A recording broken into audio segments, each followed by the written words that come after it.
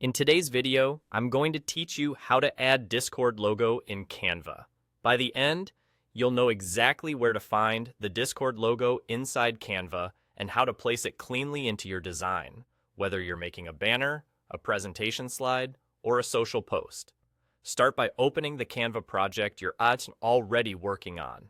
This can be any design, your existing thumbnail, a flyer, or a blank canvas you've just created. Once your project is open, look over to the left-hand side of the screen. That's where Canva keeps your main tools. Click on Elements. Elements is the library that holds icons, shapes, illustrations, stickers, and more. And it's exactly where we'll find the Discord logo.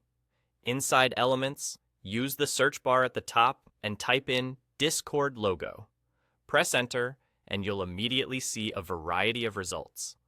You'll notice different graphic versions of the Discord icon.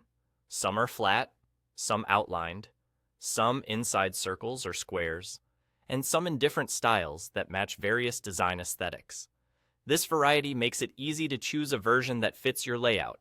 If you see a crown icon on a result, that indicates a pro element. Free options will appear alongside those too. Take a moment to preview the options visually. If you're creating something clean and minimal, a simple monochrome icon might look best. If your design is bold and colorful, a filled or sticker-style graphic can stand out nicely. When you've found the version that fits your style, click it. Canva will instantly place that logo onto your project. From here, you can position it where it looks most natural in your composition.